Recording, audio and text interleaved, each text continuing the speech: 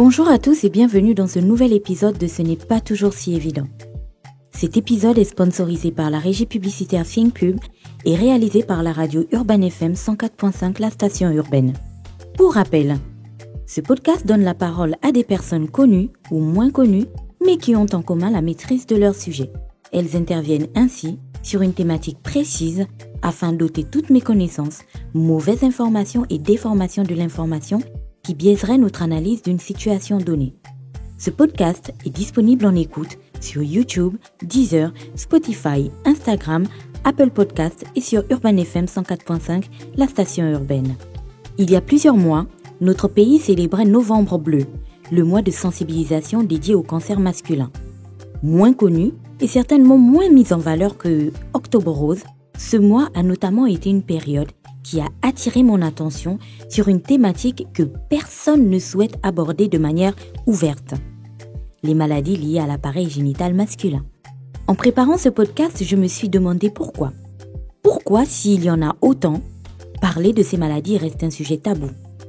Pourquoi, si ces pathologies sont autant agressives, les personnes qui en souffrent et qui voient les premiers symptômes apparaître ne se rendent pas automatiquement chez un professionnel de santé? Voyez-vous, parler de son appareil génital, masculin ou féminin, est d'abord et avant tout, et cela pour tout le monde, rassurez-vous, un sujet très embarrassant. Par ailleurs, une fois que l'on observe des signaux alarmants, on est encore plus réticent à l'idée de rencontrer quelqu'un pour en parler. Et cela à cause de la peur du jugement, des tabous, et beaucoup plus par manque d'éducation et de sensibilisation.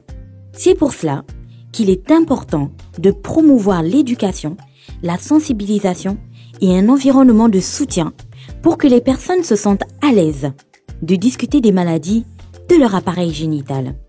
Dans ce podcast, nous discuterons essentiellement de maladies de l'appareil génital masculin afin de réduire la stigmatisation et encourager la santé et le bien-être des individus concernés. Bienvenue à tous dans cet épisode 6 intitulé « Ce n'est pas toujours si évident de parler de pathologie masculine ».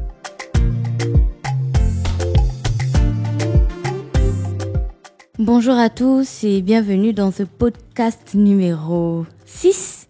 J'arrive pas à croire qu'on est au 6e épisode, ça fait un moment déjà. Et aujourd'hui, on a souhaité partir vers une thématique bien particulière. Alors, on a déjà épluché certaines thématiques. On a parlé de la foi dans le dernier épisode, que vous pouvez d'ailleurs retrouver sur Deezer, Spotify, Apple Podcasts, sur YouTube et sur la radio. C'était avec le pasteur Luc Ondias. Et puis là, on va parler de santé cette fois-ci et on vous emmène dans un hôpital. Alors, on vous emmène dans un hôpital parce qu'on va aller discuter pendant 45 minutes avec un docteur. C'est le docteur Ghislain Badinga Nzamba. Il est chirurgien général et urologue. Donc, il y a beaucoup de choses sur sa carte. C'est écrit urodynamique et statique pelvienne, andrologie, chirurgie vaginale et du périnée. Alors, c'est beaucoup de choses qu'il va nous expliquer. Comme je l'ai dit en introduction, on parle de santé cette fois-ci parce que vous étiez nombreux à nous envoyer des suggestions et n'hésitez surtout pas, si vous pensez à quelque chose, n'hésitez pas à nous écrire. Vous étiez nombreux à nous envoyer des suggestions sur Instagram et sur WhatsApp en nous demandant, bien entendu, de parler de santé et notamment de cancer masculin et féminin. Pour ratisser large, du coup, on n'a pas voulu faire uniquement une spécialité cancer et donc on a voulu parler d'urologie et de se focaliser un petit peu sur les maladies de l'appareil reproducteur masculin. Et c'est pour ça qu'on s'est rapproché du docteur Badinga Nzamba. Docteur, bonjour. Bonjour Gina. Comment allez-vous? Toujours en forme. Merci infiniment d'avoir accepté. Alors, ce n'est pas toujours le propre des médecins de se prêter au jeu des interviews. Donc, merci beaucoup. Moi, j'ai directement envie de vous demander, alors je vous connais déjà, parce qu'on a un passif tous les deux. Je vous connais déjà, mais j'aimerais que vous nous parliez un petit peu de vous, surtout pour nos auditeurs. Depuis combien de temps vous êtes médecin et surtout, comment est-ce que vous en êtes arrivé là? Merci Gina. Alors en pratique, je suis Ghislain Badinga-Nzomba. Je suis aujourd'hui chirurgien urologue. Pour être chirurgien urologue, il faut avoir fait des études. Alors j'ai fait mes études, on va dire primaires ici sur Libreville. C'était à l'époque l'école mixte du centre. Alors il y a le ministère de l'Éducation nationale. Ensuite on a migré, on nous a envoyé à l'école mixte d'Akébé, là où il y a le CES d'Akébé. Ensuite ils ont créé.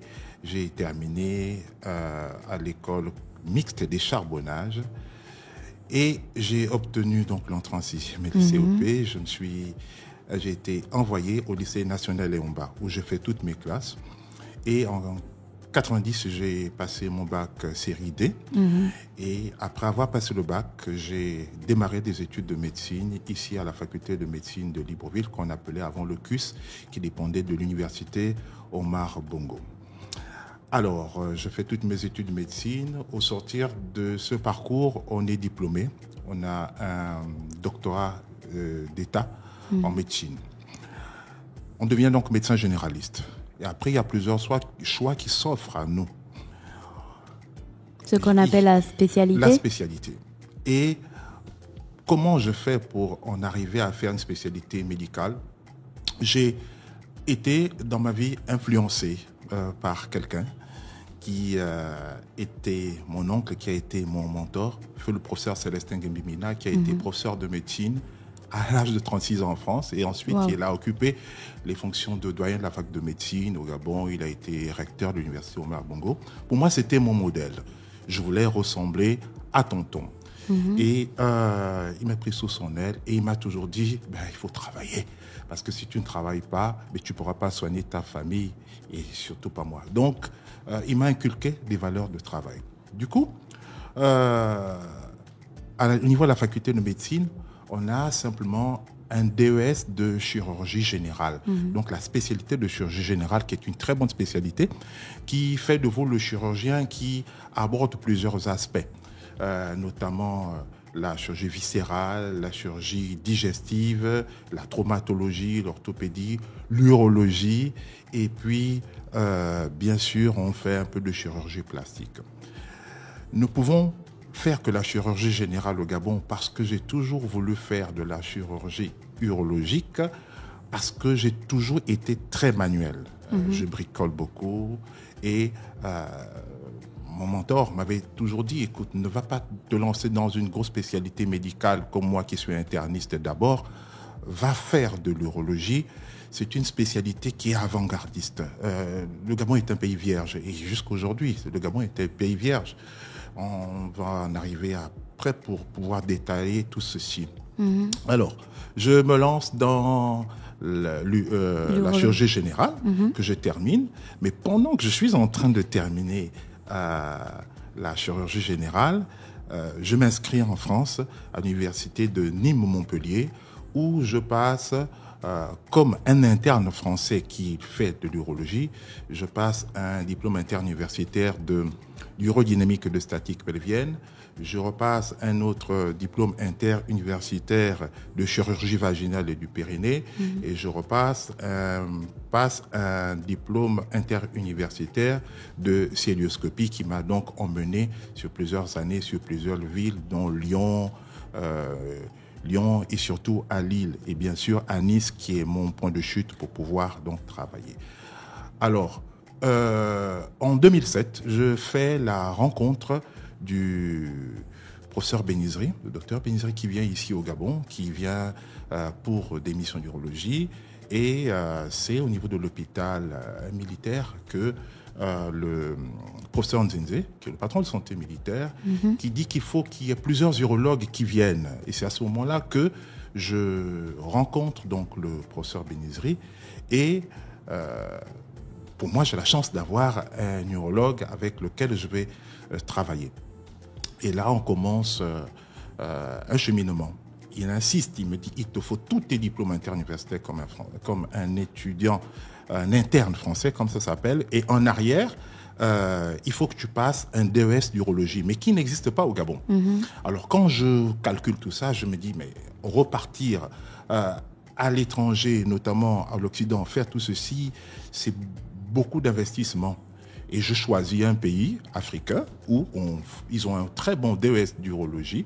C'est sur Cotonou que je m'inscris en 2017 et je commence donc le DS d'urologie qui est dirigé par l'actuel doyen de la faculté de Cotonou qui s'appelle le professeur Joshua Avakudjo.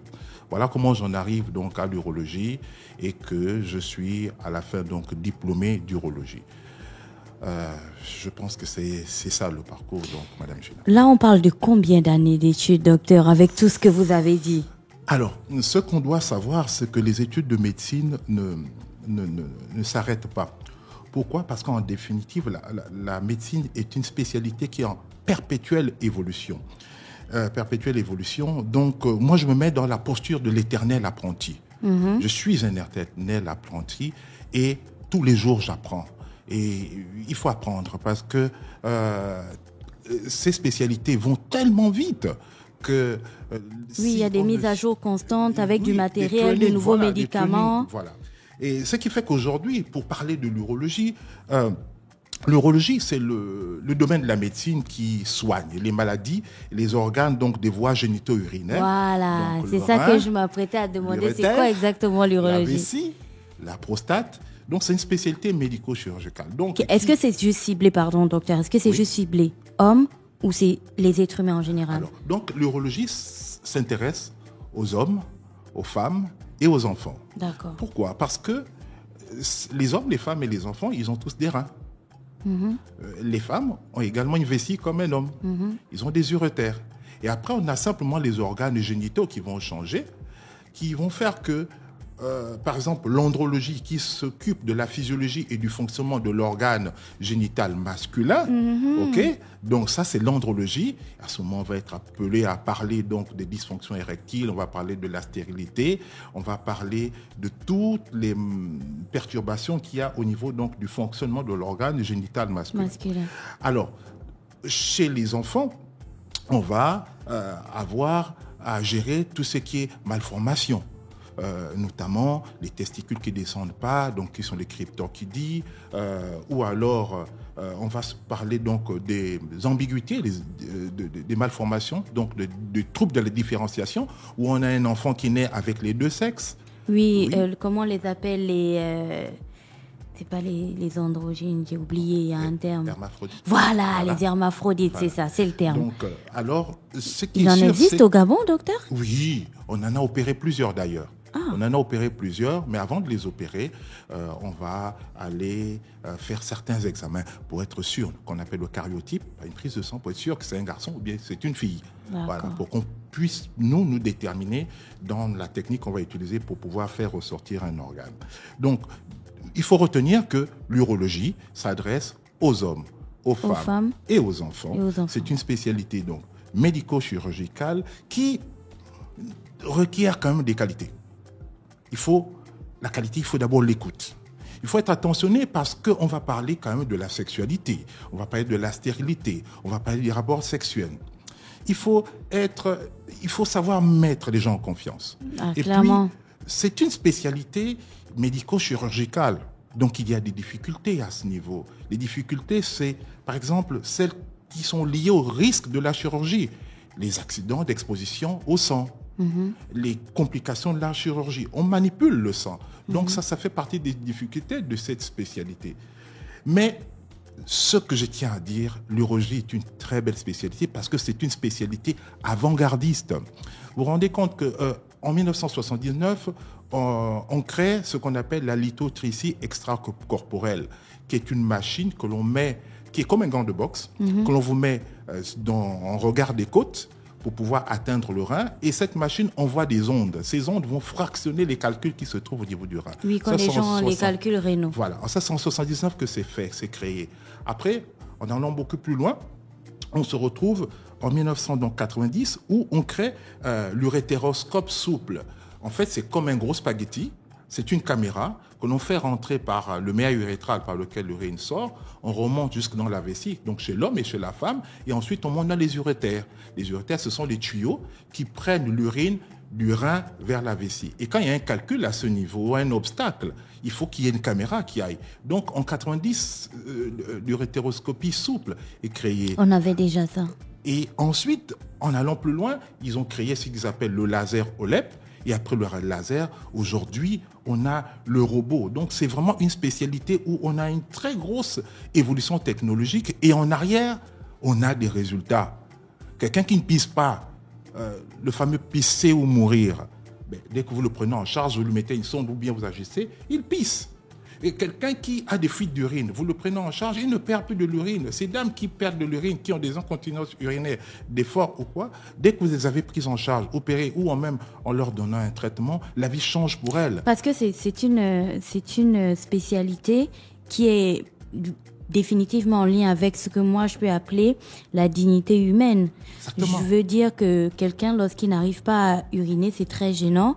Ou une personne, lorsqu'elle est adulte et qu'elle a des fuites urinaires, qu'on soit un homme ou qu'on soit une femme, c'est quelque chose qui peut faire en sorte que quelqu'un ne sorte plus de chez lui, qui n'ose plus parler même à sa famille. Parce que, enfin, faire ses besoins, c'est quand même, je veux dire, c'est la base. C'est la chose basique par excellence, et on n'a pas souvent envie que quelqu'un nous aide à faire nos besoins quand on est déjà adulte. Et deuxièmement, c'est aussi une spécialité qui est particulière parce que personne n'a envie d'aller montrer sa zigounette ou enfin ses parties génitales à tout le monde, quoi. Donc je comprends que l'urologie soit vraiment une spécialité très très particulière. Et pour abonder, c'était simplement, je voulais préciser que donc l'urologie va s'occuper donc de tout ce qui est les calculs dont on parle. Donc nous on les appelle les lithias, ça va être des calculs au niveau des reins, ça va être des calculs au niveau de la vessie. L'urologie va s'occuper des tumeurs du rein, de la vessie, de la prostate. L'urologie va s'occuper de la statique pelvienne. Donc ces dames qui se retrouvent avec des descentes d'organes.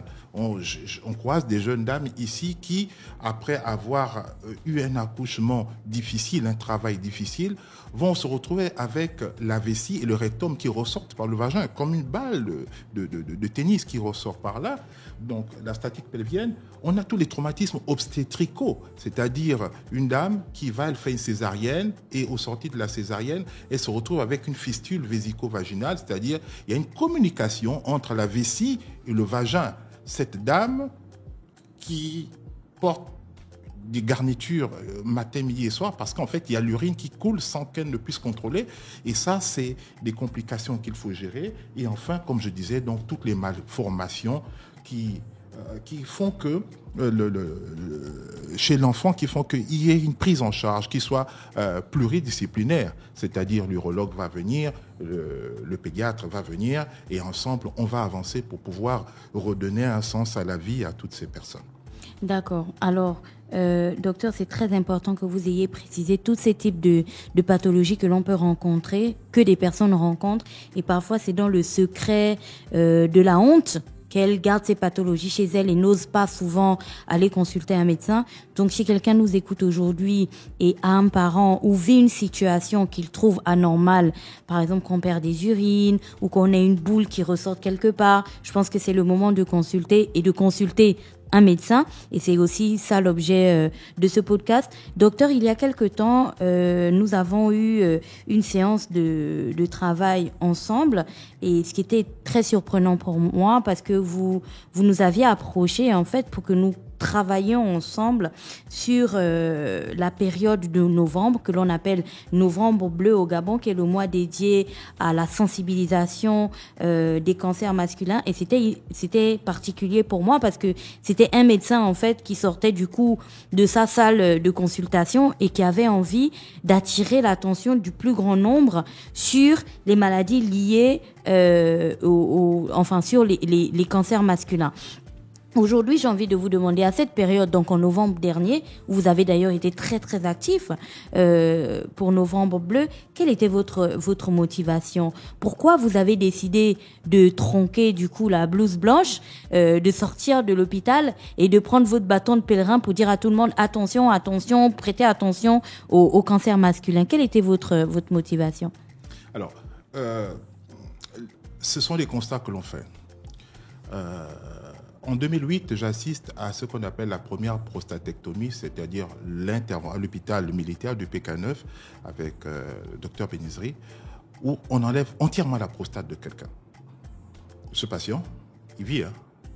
Et ils ont été nombreux comme ça. Aujourd'hui, on est à 66 prostatectomies qui ont été faites. Mais la prostate, c'est un organe, docteur. Comment on peut enlever un organe à quelqu'un et il vit? Justement. Alors, en fait, c'est simplement pour dire que j'assiste à la première prostatectomie en 2008. On est en 2023. Ce patient vit. On enlève la prostate lorsqu'il y a un cancer qui est encore localisé à l'intérieur de la prostate.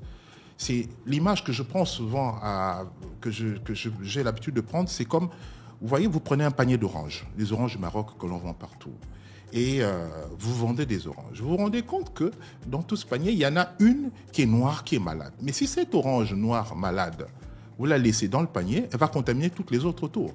Donc ce qu'il faut faire, il faut enlever cette orange, la mettre à la poubelle, enlever toutes les autres qui sont autour, et puis tout le reste du panier, vous pouvez continuer à vendre vos oranges.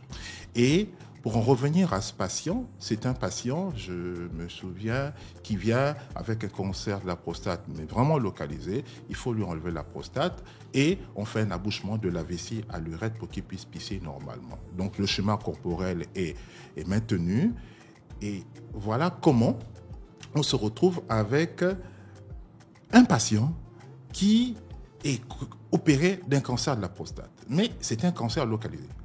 Entre 2007 et 2012, on avait des patients qui venaient au parcours, qui avaient des cancers de la prostate qui étaient mais vraiment fulminants. Des gens qui venaient avec la maladie qui est complètement sortie de la prostate, qui font le cancer, qui sont déjà métastatiques. Et à ce moment, il y a eu des campagnes d'information à la télévision.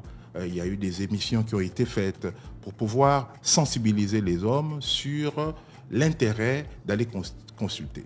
Et entre 2012 et 2019, la plupart des patients que moi j'ai vus en consultation, quand je vais dans l'émission d'urologie ou bien même que je reçois en consultation, ce sont des patients qui sont malades, certes, mais qui n'ont pas des chiffres explosés. Ce sont des patients qui sont encore traitable et gérable dès le départ. Et j'ai constaté depuis 2019 que on a commencé à recevoir à nouveau des gens qui viennent avec 500, 1000, 2000 de PSA. Ça veut donc dire qu'il y a des gens qui vivent ici au Gabon qui n'avaient pas l'information ou qui n'ont pas l'information qu'il faut faire un contrôle de sa prostate, rencontrer un urologue ou un médecin quelconque pour pouvoir prévenir, parce qu'en réalité, prévenir, c'est guérir. Alors, pour embrayer purement et simplement sur la pathologie prostatique, les statistiques sont claires. 50% des hommes de 50 ans ont une pathologie prostatique.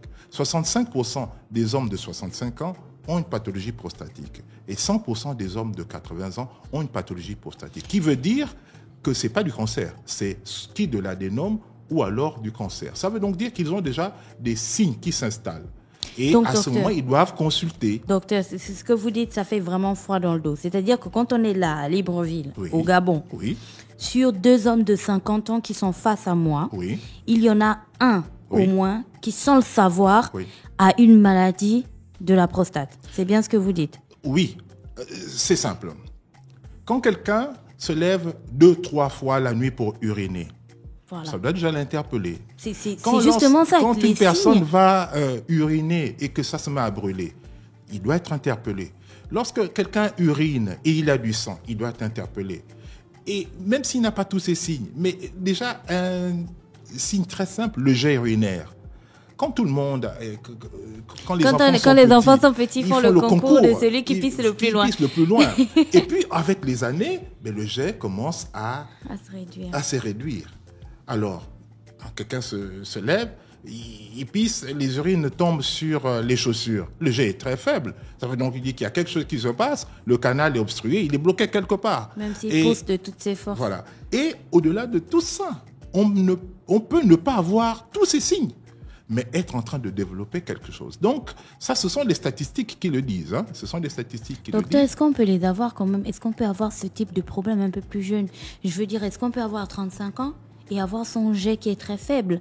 Ou avoir 35 ans et se lever 4-5 fois pour aller faire pipi. Le jet qui est faible, ça peut être une complication des infections urinaires, c'est-à-dire que celui qui a eu des rapports non protégés avec une partenaire qui est souillée, qui lui refile, on va dire, une gonococcie, mais qui n'est pas traitée, l'urètre qui fait sortir l'urine va se boucher. Et si l'urètre se bouche, le jet devient faible.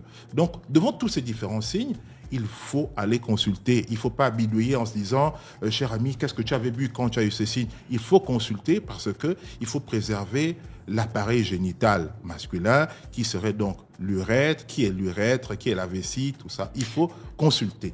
Docteur, c'est bien que vous soyez en train de dire il faut consulter, mais du commun des mortels, moi je ne suis pas un homme, mais de l'expérience des hommes avec lesquels j'ai discuté lorsque je leur parlais de cette interview, ils m'ont dit que personne n'a envie d'aller voir un médecin qui du coup lui mettrait des choses dans l'anus, parce que c'est connu que lorsqu'il faut faire des examens, pour les hommes, enfin je dis c'est connu, c'est ce que tout le monde pense, que lorsqu'il faut faire des examens aux hommes, on passe forcément par un toucher rectal. Est-ce que c'est vrai, docteur, que lorsqu'on parle de maladies liées à la prostate ou de l'appareil reproducteur masculin, on commence toujours par le toucher rectal? Personne n'a envie de ça. Merci, je pense que c'est pour moi l'occasion d'éclairer tout le monde. En novembre dernier, novembre 2022, nous avons eu la campagne de Novembre Bleu. Moi, je suis chef de service de chirurgie générale et d'urologie au centre hospitalier universitaire de Vendo. Et là-bas, j'ai reçu des patients, puisque c'était Novembre Bleu, c'était gratuit. J'ai reçu au total 326 personnes. Dans les 326 personnes, hommes que j'ai reçus, j'ai eu 5 cancers de la prostate qui étaient francs, donc déjà avancés, et nous avons 7 patients que nous suivons de manière régulière et qui, pour certains, ont bénéficié d'interventions, tout le reste ou pas. Ça veut donc dire que si j'ai reçu 326 personnes, c'est parce que l'information est passée. Oui. Pour que l'information passe, j'ai besoin de vecteurs d'information, c'est-à-dire vous, les médias. Oui. J'ai, en novembre 2022, eu le soutien de plusieurs organisations et qui m'ont aidé à passer l'information et même à faire une vidéo qui est passée sur les réseaux qui explique bien quels sont les différents signes de l'hypertrophie de la prostate et bien sûr du cancer de la prostate. Alors, au sortir de là, les conclusions que j'ai eu à tirer, parce qu'il faut faire un débriefing après tout ceci, les gens sont venus, c'est parce que j'ai expliqué aux gens que nous sommes en période de dépistage de masse. Le dépistage de masse, c'est que on vous dit Novembre Bleu, mais vous venez à l'hôpital, vous venez rencontrer le médecin qui va vous poser 2-3 questions pour pouvoir renseigner les fiches. Et puis, bien sûr, premier examen qu'il va vous demander d'aller faire, il va dans son bureau vous faire une échographie, parce qu'aujourd'hui, l'échographe, c'est le stéthoscope de l'urologue. Il va vous faire une échographie pour voir le volume de la prostate, pour voir l'état de votre vessie. Comment on fait cette échographie? Comme l'échographie des femmes? Non, c'est une échographie avec une sonde convexe qu'on met sur le pubis, juste en dessous du nombril, entre le nombril. Ce qu'on appelle le bas-ventre. Voilà, au bas-ventre, voilà. On met donc la sonde d'échographie là, on fait l'échographie. Ça, c'est une chose. C'est pas humiliant, c'est pas invasif, je peux vous la mettre, cette sonde sur le bras, sur le nez ou quoi. Donc, on fait l'échographie. Deuxièmement, on vous donne un bon d'examen pour aller faire une prise de sang, que l'on appelle le PSA. C'est quoi le PSA? C'est en anglais prostate specific antigen ou encore l'antigène spécifique de la prostate. Et pour parler de cet antigène spécifique qui a été découvert en 1985, qui a totalement révolutionné la prise en charge de tout ce qui est patient concernant donc les adénomes de la prostate ou encore les cancers de la prostate. Donc, on vous demande d'aller faire cette prise de sang. Donc, vous venez en consultation, on vous fait l'échographie, on vous donne le bon d'examen, vous allez faire une prise de sang. Et quand vous ramenez votre résultat, la prise de sang, si j'ai une discordance entre le volume de la prostate et la prise de sang, à ce moment, je vais vous faire un toucher rectal pour m'assurer que derrière, je dis bien pour m'assurer que derrière, il n'y a pas de nodule sur votre prostate ou elle n'est pas ferme ou pas. Parce que quand j'entends certains patients dire « je suis allé, on m'a fait un toucher rectal ». Et puis, on m'a dit d'aller faire une prise de sang. Basta. Mais je veux dire que le toucher rectal seul nous induit purement et simplement en erreur. C'est la conjonction de l'échographie, de la prise de sang et du toucher rectal qui me permettent, les trois réunis, de poser un diagnostic et demander à cette personne de vivre sa vie normalement ou de prendre des précautions. Et j'embraye en disant, quelqu'un qui vient, le PSA, la normale est comprise entre 0 et 4. Après, avec l'évolution, avec l'âge qui augmente, 60 ans ou quoi, on peut aller jusqu'à 5, 6. Celui qui a un PSA qui vient entre 0 et 2, mais si en 2022, son PSA est compris entre 0 et 2, je ne le revois pas avant 2 ans. C'est 2 ans après qu'il refera sa prise de sang. Donc, messieurs, y a pas de quoi... retenez que venir chez l'urologue en période de novembre bleu, ou encore si vous vous levez demain pour dire vous allez faire votre consultation chez l'urologue, sachez que vous ne venez pas pour vous faire un toucher rectal. Vous venez échanger avec l'urologue, échanger de toute la sphère donc génito-urinaire, et on va ensemble cheminer. On va faire des examens, donc on va faire l'échographie, on va faire la prise de sang, et puis on va faire ce toucher rectal. Tout en sachant que, par exemple, les femmes qui vont chez le gynécologue, elles font le toucher rectal, le toucher vaginal. Mais, messieurs, ne pensez pas que quand vous venez chez l'urologue, c'est pour qu'on vous mette un doigt quelque part. C'est d'ailleurs... Et les messieurs, ils sont là, ils jouent les chochottes. Les femmes, voilà, c'est pas très agréable, c'est pas je peux vous le dire. Donc, c'était d'ailleurs le slogan. Ne passons pas à côté. Ne passons pas à un doigt de notre diagnostic. Voilà. Docteur, vous aviez dit tout à l'heure que vous avez reçu à peu près 300, un peu plus de 300 personnes durant vos consultations de Novembre Bleu et qu'à l'intérieur, il y avait 5 cancers de la prostate francs. Oui. Aujourd'hui, en toute sincérité, docteur, où en sommes-nous de la prise en charge des cancers de la prostate au Gabon? Je précise ma question. Est-ce qu'aujourd'hui, on a des bonnes chances de guérison lorsque on a un cancer de la prostate qui est détecté, qui est localisé? Merci. Si oui, qu'est-ce que la prise en charge comprend? Merci. Alors, lorsque le patient arrive chez vous et qu'il fait une prise de sang, il a un PSA qui est élevé. Donc, la prise de sang, l'antigène spécifique, la prostate qui est élevé, on ne s'agite pas, on ne s'affole pas. On va demander au patient de faire une échographie. Je prends un exemple. Un patient qui vient, il a 15 de PSA. Déjà, vous dites 15 de PSA, c'est énorme. Alors, mais s'il fait quand on fait l'échographie, il a une prostate de 200 grammes, pour moi, j'ai une corrélation. C'est normal qu'il ait 115 de PSA vu qu'il a une prostate de 200 grammes. C'est-à-dire qu'elle est grande, elle est grosse? Une grosse prostate parce que la prostate a un volume qui est autour de 25 à 30 grammes chez tout le monde. Mais l'évolution naturelle de l'homme fait que cette prostate va prendre du volume avec des années. Et on dit également dans les statistiques, et elles sont prouvées, que 5% des hommes vont avoir une prostate qui ne va pas évoluer. Mais 95% des hommes vont avoir une prostate qui va évoluer, qui va prendre du volume, qui va évoluer dans tous les sens. Et ça nous ramène au PSA. Donc le PSA qui évolue, qui monte dans 3 cas. Le PSA va monter lorsqu'on a une infection, il va monter quand on a une inflammation, il va monter lorsqu'on a une tumeur. Ici, vous me posez la question par rapport aux tumeurs. Si je me rends compte que nous avons un PSA élevé, on a fait une échographie avec une toute petite prostate, on va demander des examens qui vont suivre, notamment l'IRM de la prostate, qui est à la recherche de cibles, montrer exactement où est-ce que ça bouillonne à l'intérieur de la prostate. Et après l'IRM, on va lui faire un scanner thoraco-abdominopelvien, donc le thorax, l'abdomen et le pelvis, pour voir si on n'a rien. Mais si ces différents éléments nous montrent qu'on n'a rien, et que quand on a la chance de l'avoir, on peut avoir une scintigraphie derrière qui montre qu'il n'y a rien, c'est un patient qui est éligible pour ce qu'on appelle la prostatectomie. Donc, on enlève totalement la prostate. C'est un peu l'image du panier d'orange avec l'orange malade. On enlève cette prostate et puis ce patient Par opération chirurgicale. Par opération chirurgicale. Et ça dure combien de temps, cette opération, docteur? Alors, cette opération chirurgicale, dans la littérature, on va vous dire, quand vous n'êtes pas entraîné, c'est en 3 et 4 heures.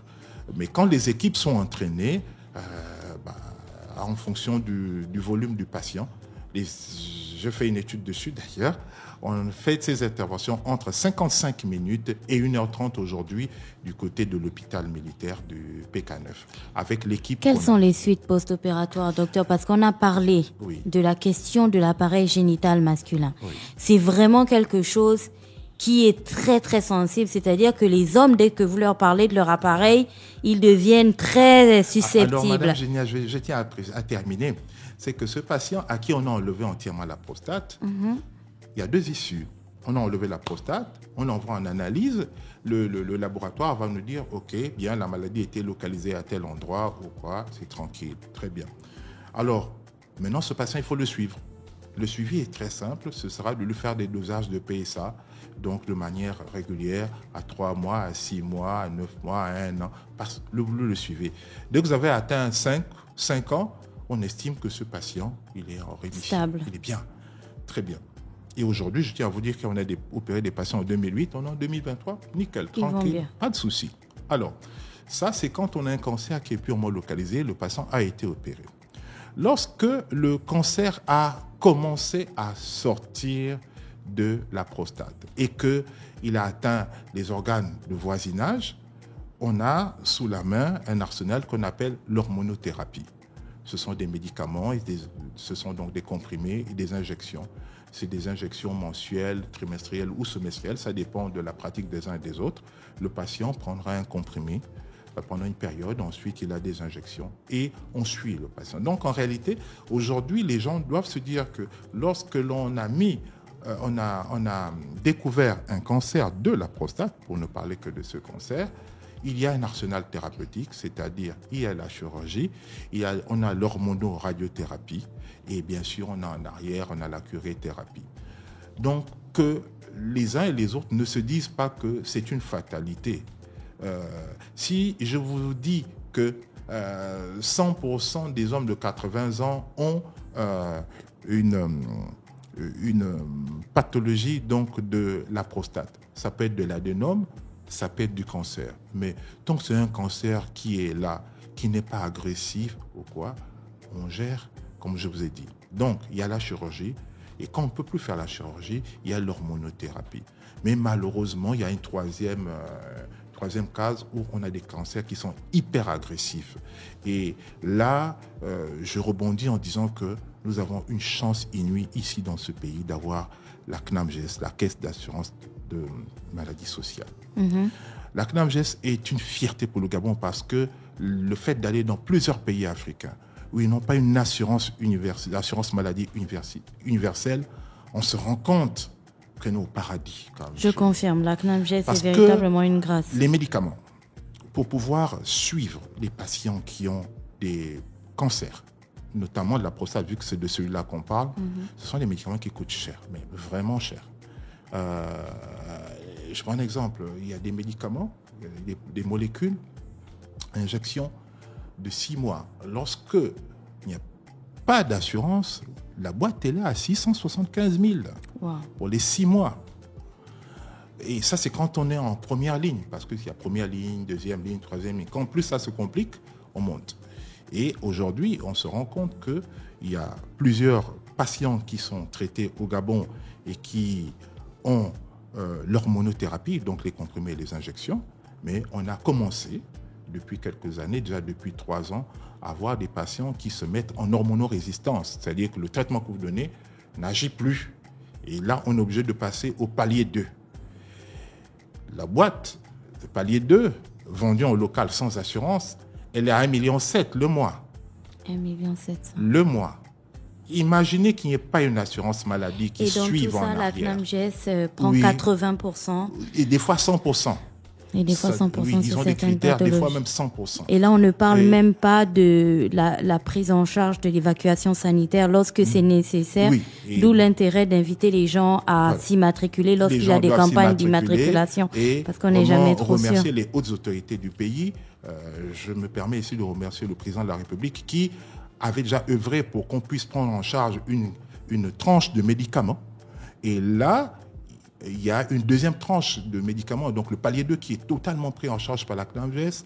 Je dis bien, j'ai quand même la chance d'aller dans plusieurs pays africains où ce n'est pas pris en charge. Et ici, on peut se permettre d'être quand même fier d'avoir la CNAMGES. Et vous avez le droit de le dire, docteur, et moi je le confirme. Toutes les personnes qui ne se sont pas encore fait immatriculer, parce qu'il y en a encore qui se disent « Ouais, mais pourquoi je ferais ça? J'en ai pas besoin. » On n'est jamais trop prudent et la CNAMGES est véritablement quelque chose d'indispensable. Et les autorités qui y ont pensé, c'était vraiment une c'est une très très grande action parce qu'il y a plusieurs familles dont les membres ont eu la vie sauve grâce à la CNAMGES qui en temps normal n'auraient pas pu en fait supporter les frais médicaux que les maladies qu'ils avaient pouvaient induire.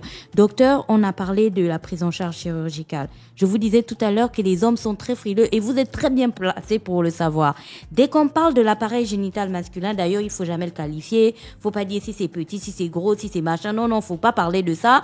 Et puis, faut surtout pas le toucher. Faut surtout pas menacer en fait son intégrité. Dès qu'on est en train de parler d'intervention chirurgicale et qu'on parle de prostate, on se doute bien qu'à un moment donné, on va toucher la partie de cet appareil qui permet ou qui conduit à l'érection.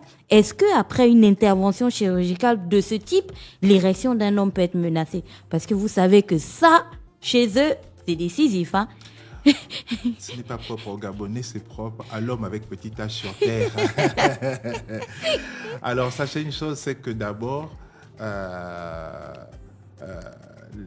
les érections, tout le monde a des érections. Et puis, avec le temps, les érections vont commencer à bégayer un peu, à diminuer. Alors, donc, et là, on rentre de plein pied dans l'andrologie. Et il y a des consultations entières pour ça, pour prendre en charge ce qu'on appelle les dysfonctions érectiles. Alors, un patient qui a été opéré de ce qu'on appelle un adénome de la prostate, donc on va dire un peu comme un myome, on a enlevé la partie qui bouchait l'urètre, qui empêchait de faire passer l'urine, qui n'est pas du cancer. Le patient se dit oui, vous allez me faire l'adénomectomie, ou bien vous allez faire la résection, ou bien vous allez utiliser le laser. Est-ce qu'après j'aurai des érections? On dit oui, vous aurez des érections. Mais le patient qui n'a même pas tous ces troubles dès le départ, mais qui vient d'emblée consulter parce que il a une dysfonction érectile, on la prend en charge. Il y a tout un arsenal pour ça. Mais ce qu'on doit retenir, c'est que pour en revenir à l'intervention, mais ça, c'est la plus grosse intervention que d'enlever la prostate. Parce que toutes nos interventions, ce n'est pas enlever la prostate. Nos interventions, c'est de faire des résections pour pouvoir ouvrir le canal avec le résecteur qu'on appelle, de manière triviale, le laser. C'est l'endoscopie pure. Si il a une grosse prostate de plus de 80 grammes, on va faire ce qu'on appelle une adénomectomie. Donc, on va faire une petite incision dans le bas du ventre, ouvrir la vessie, voie haute, pour pouvoir enlever cette partie qui a poussé dans la vessie. Ces gens vont reprendre une vie sexuelle normale. Mais ce sont les patients à qui on enlève la prostate, qui sont informés dès le départ. On leur dit, on vous enlève entièrement la prostate. Sachez que pendant 12 à 18 mois, on va avoir des problèmes d'érection. 12 à 18 mois. Docteur. Bien sûr. Et pourquoi on a ces problèmes? C'est parce que pendant qu'on fait l'intervention, on est emmené à léser les nerfs érectiles. Parce que quand on prend l'image de cette orange qui est malade, et il faut enlever tout ce qui peut traîner tout autour. Donc, en enlevant cette orange malade, donc cette prostate malade, on est obligé de racler. Et en raclant autour, on est emmené des fois des nerfs érectiles. Mais on laisse le temps faire son travail. Entre 12 et 18 mois, il y a les communications nerveuses qui se remettent et puis la nature reprend le dessus. Et puis, bien sûr, quand ça bégaye, on a aujourd'hui tout un arsenal. On a des comprimés, on a des injections dans les corps caverneux. On a de quoi redonner à ces messieurs une virilité. Donc, que les gens ne se disent pas que si ils sont opérés de leur prostate, ils n'auront plus de rapport sexuel. C'est totalement utopique, non. Ils reprennent une vie normale. D'accord, docteur. Il y a quelques années, je parlais avec une nutritionniste qui attirait aussi notre attention sur l'obésité viscérale qui est en pleine augmentation au Gabon. Est-ce qu'aujourd'hui, on peut dire que ça pourrait aussi être l'une des causes de complications ou du moins de développement exacerbé de pathologies prostatiques? Alors, d'abord, tout ce qui concerne les pathologies prostatiques, il y a d'abord l'hérédité. Voilà. On va dire que l'hérédité est un facteur, la race noire est un facteur, l'obésité est un facteur. Pour certains, l'utilisation, la consommation excessive de tabagisme rentre dans les facteurs. Mais quand on va dans l'histoire naturelle des cancers, on va vous dire qu'au départ, c'est une cellule qui a fait une mauvaise multiplication. Parce que le corps humain est fait de cellules. Lorsque vous sortez le matin, vous allez travailler, vous revenez, je prends un exemple, vous êtes dans un espace climatisé, vous avez démarré votre voiture, c'est climatisé, vous avez votre bureau, c'est climatisé. Mais quand vous prenez la douche le soir, en vous passant la serviette blanche, vous constatez que la serviette, elle est sale. Mais en fait, cette serviette sale, ce sont les cellules de la peau qui sont restées sur la serviette. Ça veut donc dire que ce sont les cellules qui se régénèrent.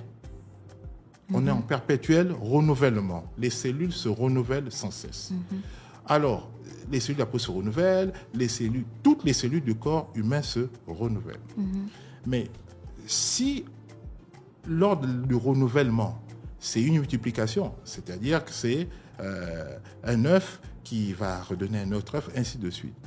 Mais s'il y a une erreur de réplication, on se retrouve à faire un cancer. Et là, les choses vont dans tous les sens. Alors, pour en revenir à la question proprement dite. De l'obésité, oui. L'obésité. Viscérale. Quelqu'un qui est obèse, déjà, il ne se sent pas bien. Mais docteur, il y a des gens au Gabon, ils peuvent avoir un corps un peu normal, mais ils ont des ventres. Justement, j'étais simplement pour vous dire que quelqu'un qui est obèse, il ne se sent pas bien. Il va être sujet à plusieurs tares. Il va être sujet à faire du diabète parce que l'obésité, c'est du gras. Ce gras, il va fabriquer du sucre parce que la graisse, là, il y a l'anéoglycogénèse, c'est-à-dire qu'il va fabriquer des sucres à partir de ces graisses. Et il ne faut pas qu'il s'étonne d'être diabétique demain. Celui qui est obèse, ce gras va écraser donc les différents vaisseaux, ce gras va écraser le cœur, donc va réduire l'ampliation donc des vaisseaux. Il va faire de l'hypertension. Ce patient qui est obèse, il va se retrouver forcément avec une réduction, une diminution de ses performances sexuelles. Pourquoi ? Parce que quelqu'un qui grossit a la verge qui va rentrer. Elle devient toute petite. Je ne vois pas comment quelqu'un qui prend du volume va être super performant sexuel puisque déjà, il a pris du volume, il a la verge qui va donc se rétracter, il a le cœur qui va se fatiguer parce qu'il a la graisse qui se met autour du cœur, il a. En fait, c'est une succession de pathologies qui vont se mettre en arrière. Et puis, quand j'ai parlé de la serviette que l'on passe sur la peau, ces cellules qui se renouvellent, ça veut dire que le surpoids avec toute cette graisse peut, pour X raisons, l'emmener à, pour certaines personnes, un problème de réplication donc, de cellules. Donc, retenons une chose, les excès nuisent. Pour vivre en bonne santé, il faut manger de manière modérée, il faut boire de manière modérée. En fait, c'est la loi du juste milieu. Ok? Mens sana in corpore sano. Donc, une âme saine dans un corps sain. Et il faut lutter contre l'ignorance. C'est ça notre rôle aujourd'hui. La discussion, l'échange que nous avons aujourd'hui, c'est de lutter contre l'ignorance. Parce que lorsque les gens sont ignorants, lorsque les gens ne perçoivent pas le message et qu'ils ne voient pas quels sont les risques en arrière, ils se retrouvent malades. Et il faut prévenir. Mieux vaut prévenir que guérir. Parce qu'en réalité, guérir coûte excessivement cher à la communauté. Tandis que la prévention coûte moins cher. Là, aujourd'hui, on est en train de discuter pour pouvoir prévenir. Et l'ignorance dont on parle, c'est l'ignorance donc des populations face à ces différentes pathologies. Mais même nous, même moi qui vous parle, mais il faut que Si j'ignore mes propres limites, ça m'emmène vers le chaos. Parce qu'en réalité, vous êtes sujet, oui. Clairement. Voilà. Parce que c'est pas tout de dire que je sais tout, mais j'ai des limites. Et dans les limites qui caractérisent donc mon fonctionnement, ma pratique quotidienne, je suis nourri d'ambition, oui, mais l'ambition, elle doit être mesurée. Parce que quand on a l'ambition, ça va nous poster à une ascension très, très, très rapide. Oui, vous aussi, vous êtes un être humain. Donc, travailler, par exemple, sans cesse, sans pour autant se reposer peut avoir un impact sur vos performances. Exactement. Et ça nous amène à la loi de la gravité. Celui qui monte d'un seul coup en flèche, il descend aussi vite qu'il est monté. Exactement. Donc, il faut vraiment trouver le juste milieu. C'est le juste milieu. C'est vraiment la loi du juste milieu. Et d'ailleurs, c'est Kung Fu Tse qui a écrit cela, donc la loi du Parce qu'il y a une tendance, une petite parenthèse, docteur, il y a une tendance à Libreville en ce moment, c'est la tendance des sugar daddy et des mish-mish. Donc, les sugar daddy doivent se dire aujourd'hui qu'ils ne sont plus aussi jeunes qu'à l'époque et qu'il y a certaines choses qu'ils doivent désormais garder à l'esprit. Et si on est une mish-mish, il faut qu'on sache qu'il y a des points sur lesquels il faut attirer l'attention en fait de son partenaire sur par exemple la consommation de cigarettes, de cigares, parce que c'est devenu la tendance. Tout le monde veut prendre le cigare, c'est stylé et tout ça, mais ça a des conséquences sur la santé, la consommation d'alcool, le manque de repos. Parce qu'aujourd'hui, quand les gens parlent de cigarettes, de cigares, tout le monde va vous dire c'est le cancer du poumon, mais en arrière, c'est d'abord le cancer de la vessie. Oui. Les gens n'en parlent pas. On a beaucoup de cancers de vessie maintenant chez les jeunes personnes. Quand on voit la classification des cancers ici au Gabon, c'est d'abord le cancer de la prostate, ensuite c'est le cancer du rein, après le cancer du rein, c'est le cancer de la vessie, on termine par le cancer du testicule. Donc tous ceux qui se mettent à fumer exagérément se retrouvent avec des cancers de vessie, et je dis bien, on en a de plus en plus. Parce qu'à suivre les tendances, c'est vraiment devenu tendance d'avoir, ça donne une impression d'être riche, de faire partie d'un cartel, vous voyez, un peu comme Pablo Escobar et tout, avoir un cigare. Bref, c'était ma petite parenthèse. Docteur, au regard des statistiques et de votre expérience, bien entendu, dans ce domaine et des patients que vous rencontrez au quotidien, aujourd'hui, j'aimerais encore une fois, avec toute la sincérité possible, vous demander quel est votre plus grand regret dans ce métier et quel est votre plus grand souhait. Vous savez, il est dit quelque part que c'est grâce aux lumières du passé que nous évoluons vers l'obscurité de l'avenir. La chirurgie n'est pas une science livresque. La chirurgie, c'est du compagnonnage. Il faut avoir quelqu'un qui vous prend par la main pour vous emmener d'un point A vers un point B. Et pour ce faire, donc, nous avons besoin, on va dire, de maîtres. On a besoin de gens qui ont de l'expérience, qui sont chevronnés, qui ont buriné, qui ont travaillé, et qui se sont retrouvés face à plusieurs situations, aussi complexes soient-elles, et ils ont pu les gérer, les décanter. Donc, on a d'abord besoin, dans notre pratique, de personnes qui savent de quoi elles parlent et qui savent prendre en charge le patient. Tout ceci, c'est seulement pour dire que ce message s'adresse aux plus jeunes, s'adresse à moi qui suis un éternel apprenti, et s'adresse aux autres, même aux autres confrères. La médecine, notamment, là on parle de la médecine, elle est en perpétuelle évolution. Elle est en perpétuelle évolution. Ça évolue, mais ça évolue tellement vite qu'il faut tout le temps se remettre en cause. Il faut aller assister à des trainings pour pouvoir être en phase. Je prends le cas de certains pays en Afrique de l'Ouest, parce qu'on échange beaucoup avec eux. Ils ont des missions d'urologie, par exemple, puisqu'on est dans l'urologie aujourd'hui. Ils ont 3, 4, 5 missions d'urologie avec des nationalités différentes, tout ça, pour pouvoir partager les expériences, pour pouvoir savoir comment on utilise... Améliorer les techniques. Améliorer les techniques, parce que, vous savez, des fois, on se retrouve face à des situations un peu tristes où, des fois, il y a du matériel et les gens ne savent pas l'utiliser. Ça veut donc dire qu'il faut repartir en formation. Il faut accepter d'aller tout le temps partager avec celui qui vient peut-être d'ailleurs pour pouvoir partager les nouvelles techniques. Et c'est un peu le regret que j'ai, c'est que moi, j'ai érigé le travail au centre de tout. Ouais.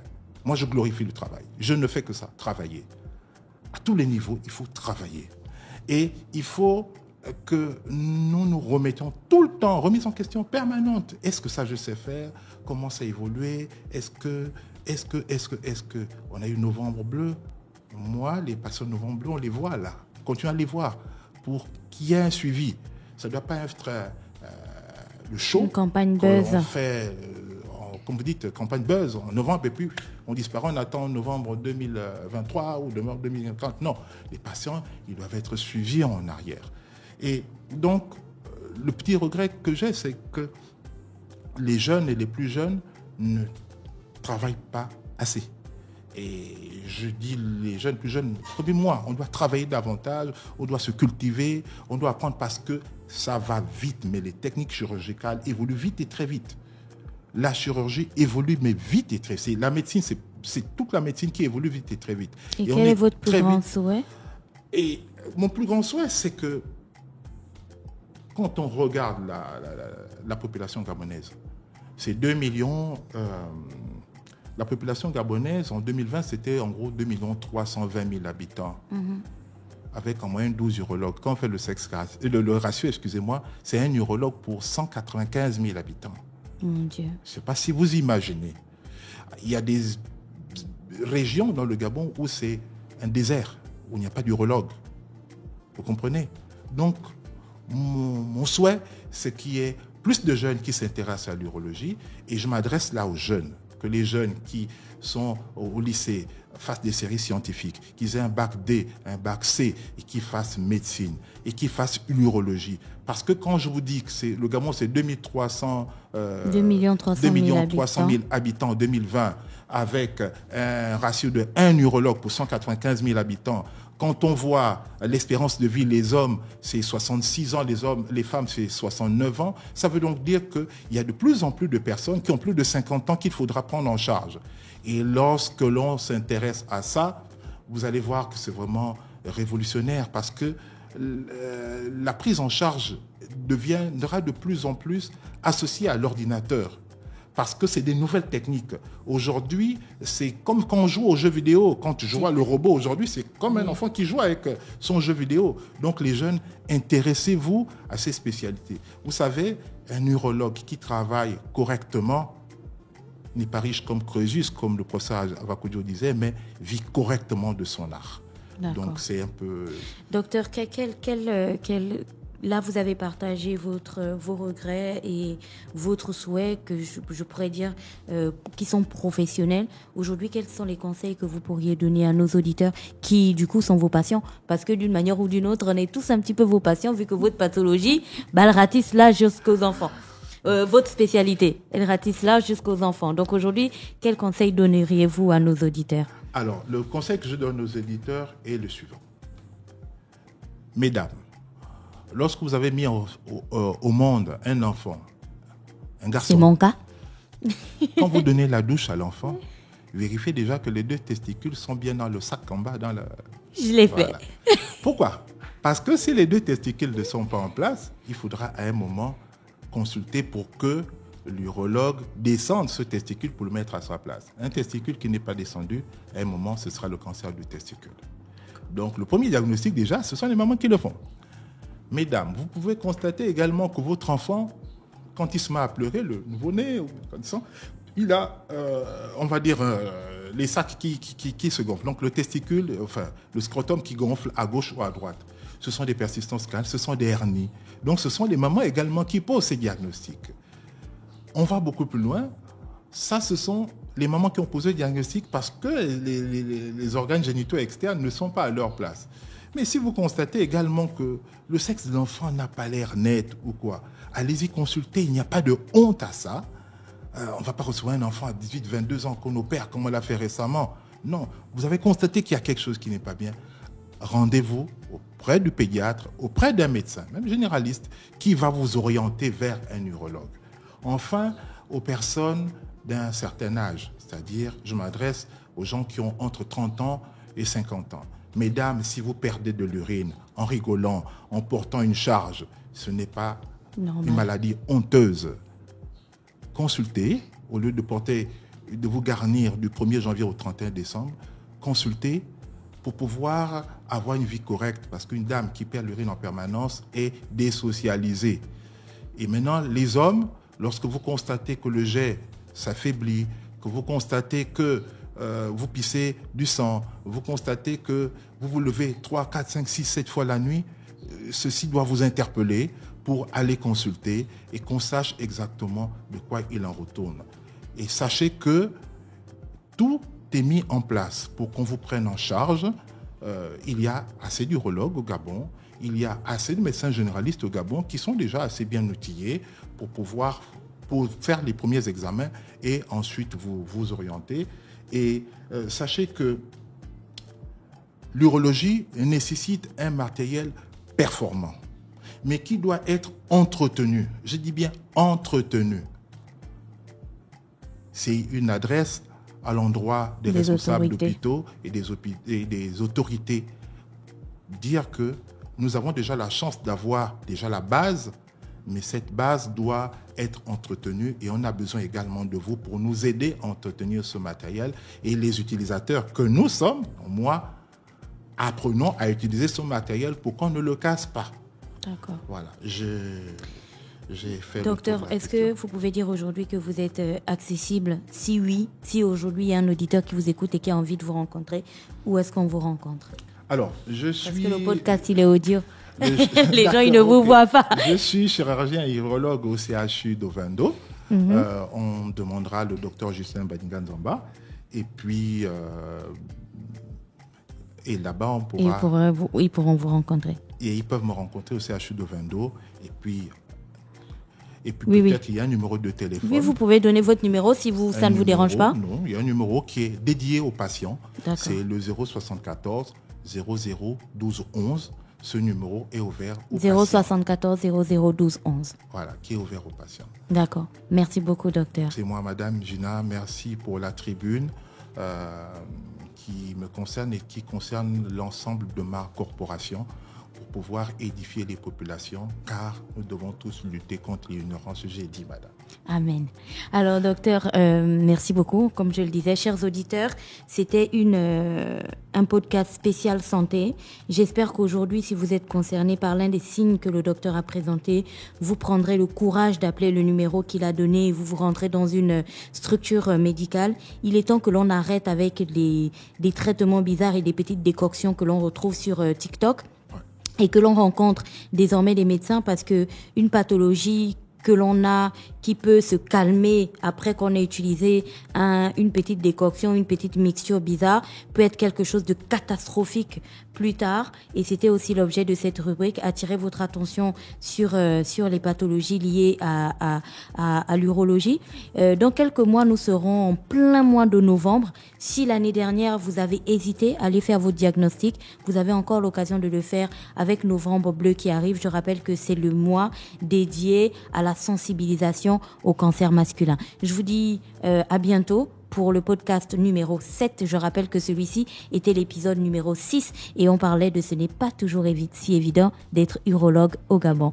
Merci à tous et à la prochaine.